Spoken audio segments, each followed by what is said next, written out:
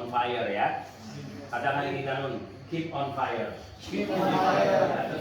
Jadi api itu melambangkan sebuah apa? Api itu melambangkan sesuatu yang antusias, ya. Antusias, menyala-nyala. Jadi kalau kita punya roh yang menyala-nyala itu tidak mudah dipadamkan oleh situasi dan kondisi, ya. Meskipun kalian baru putus pacar atau putus cinta, rohnya tetap nyala-nyala. Saya mau bilang gini ya, kalau misalkan cewek yang diputusin cowok, masih banyak cowok-cowok yang akan mengantri. Kalau cewek-cewek kalau cowok-cewek diputusin cewek nggak usah guna-guna, berarti dia bukan jodohmu yang terbaik. Masih banyak cewek-cewek nanti untuk giliran mendapatkan kamu. Ya, jadi jangan pernah membuat situasi itu menjadi tidak normal, ya. Ngerti nggak?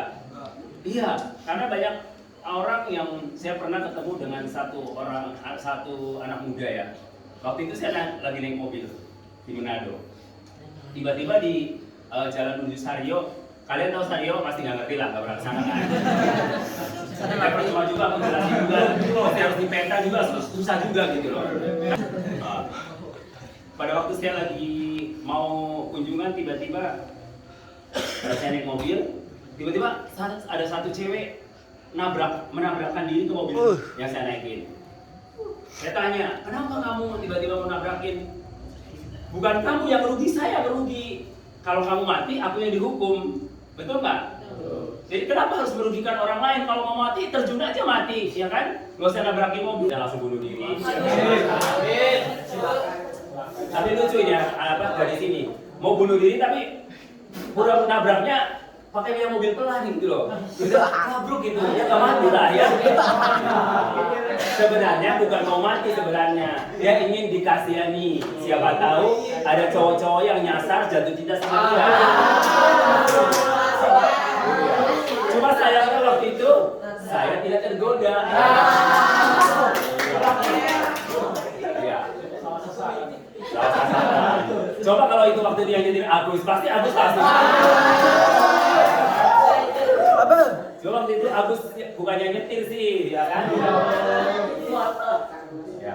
Saya mau katakan maksudnya gini, anak-anak muda kalau punya masalah nggak usah galau ya, nggak usah juga pasang status ya.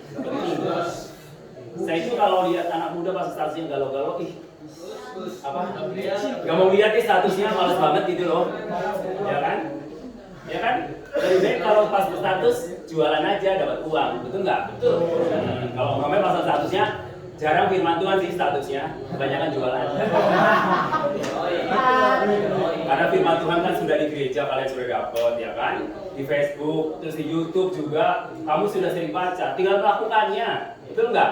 Mau 1 kali 7 hari kalian dengerin firman Tuhan, kalau nggak melakukannya semua sia-sia, percuma. Tapi satu firman Tuhan kamu dengerin terus kamu lakukan, itu sama dengan kamu ibadah tiap hari loh. Tapi kalau kamu ibadah tiap hari di gereja misalnya, tapi kamu tidak melakukan firman, sama aja, ya kan? Ya saya mau katakan bahwa ya status firman bagus, ya kan? Kamu boleh pakai status firman kan? Teman-temanmu yang belum kenal Tuhan bisa baca, ya kan? Saya juga bisa suka bikin status firman Tuhan di sosmed saya supaya orang-orang membaca itu diberkati, ya kan? Tapi kalau statusnya misalkan hal yang misalkan putusnya, emang dia aja yang bisa putusin, aku juga bisa dong. Ya. Kira-kira kalau orang yang membaca status itu, kira-kira diberkati nggak sih? Kira-kira status itu membangun nggak? Membangun ke neraka itu. Membangun. Ya, status apalagi saling serang ya, harus saling serang misalkan. Dia pasang status ini, terus gantian balasnya status ini, gitu kan? Saya pernah lihat ada teman saya pasang status, saya komen dong. Nggak tahu status itu nyerang temen aku, ya kan yang satu. Akhirnya karena aku komen, bikinnya aku ngebelain teman yang satu. Akhirnya teman yang satu lagi marah ke saya. Aneh, ini orang udah sinting kali ya. Ya maksudnya, kan saya komen dong, maksudnya komen ya komen dulu ya biar seru gitu loh kalau dikomenin, betul nggak? Ya kan, kalau kalian kan saya mau tanya, kalau kalian pasang status tujuannya supaya ada yang komen nggak? Pura-pura. Biar dilihat terus komen, kenapa kamu?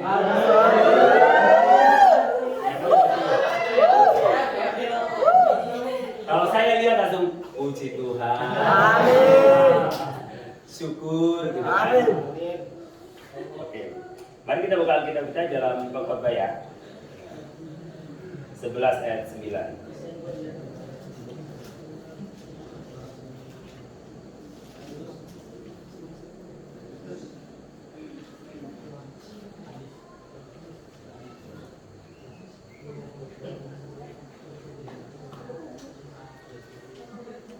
Oke, sudah dapat?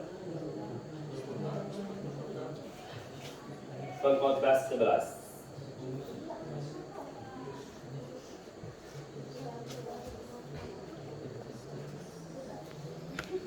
Sudah mendapatkannya? Ya, ayat 9 ya. Ayo kita baca. 2, 3. Selain Allah, hatimu bersuka pada masa mudamu, dan menurutlah keinginan hatimu dan pandangan matamu. Tetapi ketahuilah bahwa panas. Target kalian merit umur berapa? 30. Siapa yang umur 30? Hah? Siapa yang targetnya merit 30? Oke. Padahal target atau mau merit ya nggak apa-apa. 9. Kalau udah siap, ya ada target itu umur berapa atau nanti umur 50 gitu. 70. Oh 24 ya. Sondang 24 ya. Hah? 16. Itu namanya pernikahan dini.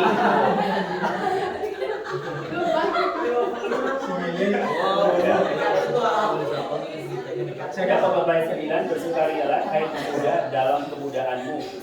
Biarlah hatimu bersuka pada masa mudamu dan turutilah keinginan hatimu dan pandangan matamu. Gawat nggak ini? Suruh turuti keinginan hatimu dan pandangan matamu. Nah, sekarang kalian lagi mandang siapa ini? Rohani, pandang Yesus ya, rohani banget kalian ya. Wah, punya anak-anak begini masuk surga semua ini. Ditanya mandang siapa? Yesus, keren banget ya. Padahal hatinya belum tentu. Betul nggak? Dan turutilah keinginan hatimu dan pandangan matamu. Tetapi ketahuilah, ada tetapinya ya. Ada tetapinya, ketahuilah apa? Bahwa karena segala hal itu Allah akan ya. Jadi Tuhan sih kasih kebebasan, betul nggak? Keinginan kamu mau berbuat dosa, ya kan? Mau melakukan kejahatan, mau melakukan apa saja yang kamu mau, itu Tuhan, terserah kamu, ya. Tapi ada tapinya, ketahuilah semuanya itu akan dibawa apa kemana? Artinya berarti semua yang kamu lakukan itu harus dipertanggungjawabkan. Jadi menikmati masa mudamu. Pandanglah sesuai dengan keinginan matamu, ya kan? Pokoknya terserah kita, ya semau saya. Istilah kayak anak gue semau gue, ya kan? Lo nggak usah ikut campur. Gue nih hidup gue, apa gue yang atur sendiri. Lo nggak usah ikut campur ya. Nah, gantian kalau dia menderita, ideal itu si derita lo, gitu kan? Kalau dia curhat misalnya, biasanya kayak gini loh. Kalau lagi senang nih, kalau lagi senang suka lupa sama kita, betul nggak? Betul. Itu mah di sini mah nggak ada. Maksudnya nggak ada yang ngaku. Ya kan? Kalau lagi susah, dia suka datang sama kalian, ya kan? Suka datang. Saya lagi ada masalah. Kalau pas lagi nggak ada masalah, suka lupa kemana ya dia? Oh, berarti lagi happy. Pas datang lagi ada masalah, ya kan? Pada waktu kalian nasihati ya, misalkan, oh dia sombong. Lu gak usah ikut campur, itu urusan saya, aku udah dewasa, aku bisa ngurus diri saya sendiri. Lo urus aja dirimu sendiri, gak usah ngurusin aku. Nah kemudian dia tiba-tiba ngalamin masalah, datang ke kamu, ya.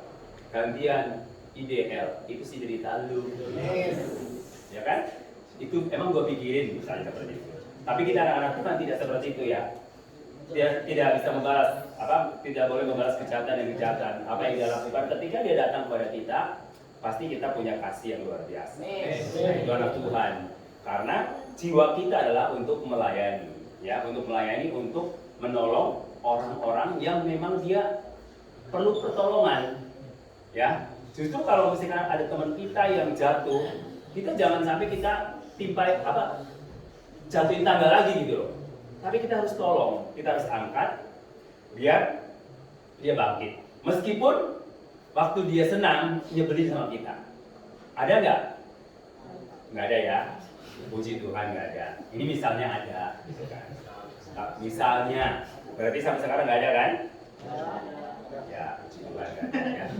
Berarti sampai sekarang nggak ada. Oke. Kalian boleh melakukan apa saja, bebas, ya kan? Kalian seperti anak-anak panti di sini juga bebas melakukan apa saja. Tapi ada konsekuensi. Akibat dari semua perbuatannya pasti dipertanggungjawabkan. Kalau di sekolah ada pertanggungjawaban dengan guru. Kalau di masyarakat ada pertanggungjawaban dengan hukum, ya. Kalau di gereja mungkin ada sistem scoring, ya kan. Kalau di kampus mungkin ada sistem juga DO, ya kan, drop out, ya. Semua kalian boleh melakukannya, tapi ada pertanggungjawabannya semua. Dan di hadapan Tuhan, Tuhan kasih free will. Free will artinya kehendak bebas. Kamu bisa melakukan apa saja dan Tuhan tidak menjadikan kamu itu robot, ya. Tuhan tidak menjadikan kamu robot, tapi Tuhan itu selalu memberikan free will untuk memilih, kehendak bebas untuk memilih, nggak pernah ada paksaan. Saya mau tanya, kamu waktu menjadi percaya Yesus itu memilih atau ada yang maksa? Memilih? Ya, memilih. Berarti pilihanmu. Ketika kamu nanti menentukan pasangan hidup pun itu pilihanmu. Pada waktu kamu kuliah menentukan jurusan, pilihan siapa? Pilihan orang tua atau pilihan sendiri? Ya, kalau pilihan sendiri itu pasti kalian harus tahu apa resikonya, apa keuntungannya, apa kelebihannya, apa kekurangannya. Betul nggak? Betul. Ya harus tahu. Jangan karena daripada nggak kuliah ikut aja. Udah pilih jurusan apa aja lah. Yang penting kuliah, biar keren kan? Mau kemana? Kuliah, gitu kan? Keren nggak? Dia sekarang Dia di mana sekarang? Mahasiswa dia. Terus pulang kampung S1 lagi, ya kan? Keren nggak? Ya keren. Tapi kita harus punya tujuan. Ya, kenapa saya harus kuliah ambil jurusan ini? Ya, ada peluang. Ya, atau ya daripada nggak kuliah, yang penting ada yang kosong, udah masuk aja. Setelah kuliah bingung, ya, waduh apa? Dan setelah saya lulus nggak ngerti apa-apa. Karena apa? Karena nggak punya visi, nggak punya tujuan.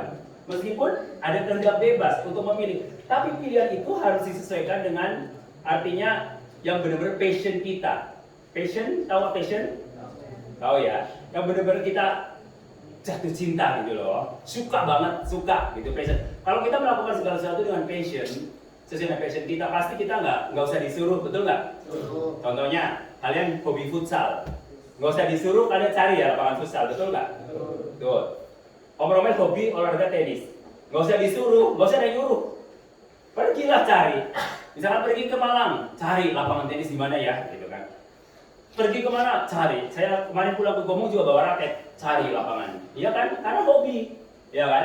Kalian juga kalau hobi pasti nggak usah disuruh. Makanya betapa luar biasa ya kalau kita punya hobinya doa, ya kan? Nggak usah disuruh, ya kan? Nggak usah disuruh. Hayo Agus, buruan teman-temannya untuk doa. Kalau hobinya doa, kapan ya jaringan doa pemuda ada? Kapan? Kayo Bel, lama banget gitu loh. Lama bingit sih jaringan doa ini. Nah, ya kan? Giliran ada, pura-pura lupa, ya kan? Jadi Pak, ini kalau segala sesuatu lakukan dengan passion kita pasti melakukannya dengan kekuatan kita, ya. Tanpa disuruh, tanpa dipaksa, kita pasti melakukannya. Betul nggak? Aku agak lupa namanya. Angel atau Mbak? Iren ya, Iren aja. Iren ya. Iren sekarang udah lulus ya? Hah? Udah lulus? Udah diterima atau masih ikut tes? Masih Nah, itu hasil dari UTBK. Oke. Kamu ambil di mana?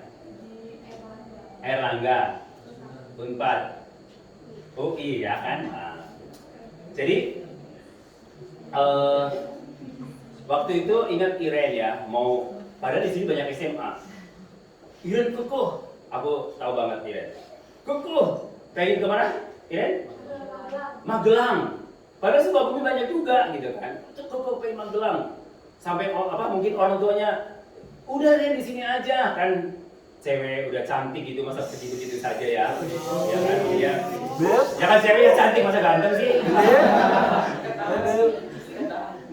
Nah, kenapa kamu begitu kuat keinginannya pergi di sana? Dan ada yang nyuruh nggak? Nggak ada. Kamu pasti melakukan segala sesuatunya dengan keinginan sendiri ya, kekuatan sendiri, nggak perlu dipaksa. Orang tua nggak pernah nyuruh-nyuruh kan? Kamu harus belajar, kamu harus gini-gini. Pernah nggak? Nggak, karena dengan effort dan passion kamu kan di Magelang. Coba saya lihat waktu itu orang tua kamu putuskan dan nggak boleh ke Magelang, misalkan suruh, misalkan kamu ambil SMA mana di sini, ya kan? Kira-kira agak kecewa nggak? Kecewa ya, kecewa banget ya, kecewa banget ya kan? Kenapa? Pasti dia melakukannya dengan terpaksa, mungkin akhirnya pengaruh di nilai-nilainya jadi jelek ya, karena terpaksa gitu kan?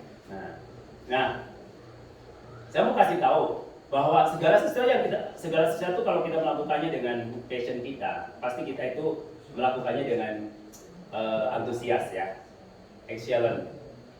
Jadi excellent itu artinya lebih daripada yang lain. Misalkan nih, kita diminta 5, karena kita excellent jadi harus lebih daripada 5, ya. Nah itu Tuhan suka banget. Gitu. Misalkan target nilai rata-rata 7,5, ya kita excellent dong. Masa 7 kolomnya targetnya berapa? 6,5 lah, ya nggak lulus, ya kan? Misalkan yang kuliah, targetnya apa? B aja lah, yang penting B. Kalian tuh pernah nggak mentargetkan nilai kalian? Targetnya setinggi-tingginya atau serendah-rendahnya? Harus setinggi-tingginya. Kalau targetnya C, nggak usah belajar juga dapat C. Yang penting absen terus, betul nggak? Ngumpulin tugas asal-asalan, dapat C. Ya. Kalau target C, ya kan? Targetnya apa? Kita terlalu effort kan, karena targetnya B. Targetnya B, yang penting apa ya? Ngumpulin tugas, juga tugas B, betul nggak? Ya kan? Aku tahu lah. Target A, setidaknya kalau misalnya targetnya nggak tercapai ya B plus akhirnya turun jadi B plus lah ya. Ya puji Tuhan ya B plus ya, betul nggak? Betul. Ya puji Tuhan B plus. Ya, asal jangan C lah ya. C itu cendol ya kan? Cendol, cengeng ya. Ya, kita harus berusaha. Sebenarnya gini, di dunia ini nggak ada orang bodoh. Semua nggak ada orang bodoh. Asal kita mau belajar, ya. Ada orang memang yang IQ-nya tinggi. Ketika satu kali nangkep langsung cantol, ya kan?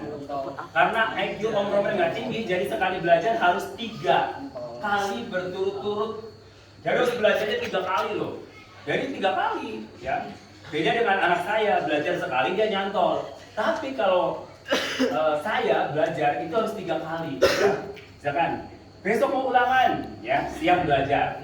Ya kan? IQ Om Romel itu enggak jenius gitu kan. Ya, enggak tahu aku juga nggak pernah ngukur sih. Aku nggak pernah ngukur. Waktu Ken ngukur aku nggak ngukur, ya kan? Aku udah tua ini nggak usah. Yang penting udah cerdas begini ya. Ya kan aku harus cerdas. Haleluya. Iya, harus cerdas ya kan. Nah, saya mau bilang harus ada target. Agar apa? Kita itu berusaha mencapainya. Kalau orang yang punya target, ya udah santai aja. Belajar, kuliah, kadang-kala masuk, kadang-kala enggak. Tapi kalau punya target, pasti berusaha sekeras mungkin. Ya, agar mendapatkan apa yang menjadi kerinduan kamu, impian kamu. Misalnya, kalian targetnya harus mampu berbahasa Inggris. Nggak pernah belajar bahasa Inggris, emang turun dari langit kali ya. Walaupun kita percaya ada Roh Kudus, kalau nggak pernah belajar, memang Roh Kudus langsung kasih tahu nih setiap soal-soal bahasa Inggrisnya. Kagak lah, harus belajar. Karena Roh Kudus itu turut bekerja ketika kita mau bekerja. Kalau kita males, Roh Kudus juga nggak akan turut, ya kan? Ngapain orang malas dibelain sama Roh Kudus? Roh Kudus itu mau bekerja kalau kita mau bekerja, dan Allah turut bekerja untuk mendatangkan kebaikan bagi mereka yang Jadi Allah turut. Berarti siapa yang dulu kerja? Allah dulu atau kita? Kita. Kita dulu ya. Jadi jangan mengharapkan Allah dulu kerja, jangan. Kita kerja dulu, baru Allah tuh turun. Nah, seperti teman-teman yang lagi berjuang untuk apa? UTBK ya kan? Belajar nggak? Waktu mau tes atau santai? Gampang. Wah, tapi itu kancing ya kan? A B C ya kan? Atau A B C D A B C D A gitu kan? Sering pakai martis. Kalau itu ngitung kancing ya kan? Atau ngitung jari ya kan? Ngitung jarak kaki. Jadi supaya tahu. Kalau nyantai dalam belajar, ya kemungkinan sulit untuk mencapai target yang menjadi impian. Karena kan kalau UTBK itu kan dari hampir 1 juta atau pendaftarnya sekarang. Ada 1 juta nggak? Dari seluruh itu.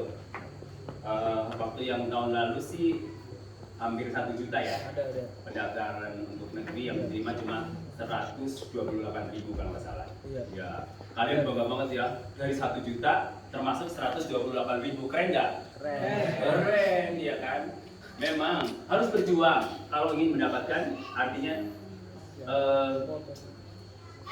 unit yang negeri. Ya, gitu loh. Kalau swasta nggak dibunyi juga kan, ada yang diterima di swasta, betul nggak? Hah? Siapa tanya? Kalau diterima swasta dibunyi, wah terima kasih diterima di unit ini gitu kan? Enggak kan? Enggak, ya kan? Maksudnya siapa tanya? Bukan berarti sekolah swasta itu nggak bagus, bukan. Aku mau kasih tahu, kalau kalian ditempatkan di sekolah swasta, ketika kau sungguh-sungguh, kau juga akan berhasil lebih daripada yang negeri. Amin. Ada juga yang ini. Ketika bangun pertemanan itu ada nilai positifnya. Yang penting kita berusaha untuk memberikan energi positif. Kalau pertemanan ada yang negatif, bukan berarti kita tinggalkan, tapi kita berusaha untuk mempengaruhi yang negatif jadi positif. Mengerti sampai di sini? Jadi ketika dalam pertemanan itu ada hal yang buruk, bukan berarti kita lari tinggalkan. Justru harus berusaha menolong orang yang teman kita yang dalam keadaan yang melakukan hal yang buruk supaya dia terangkat agar dia itu hidup sama seperti kita. Semakin kita banyak pertemanan, itu menguntungkan kita. Coba, kalau kita nggak kenal siapa-siapa, kira-kira enak nggak? Nggak enak. Ya, kita harus bangun pertemanan. Jangan pernah merasa minder, karena kita dilahirkan sama, ya diciptakan oleh Tuhan itu sama. Ya, jangan minta, aduh saya itu orang nggak mampu, jadi nggak maulah bergaul sama orang kaya. Ya, atau saya orang nggak mampu berarti ya bergaul sama orang yang mampu terus. Jadi nanti mental kita mental nggak mampu terus gitu. Mengerti sampai di sini? Kita harus bergaul dengan siapa saja. Ya, masih anak muda, bangun pertemanan sebanyak mungkin. Komunitas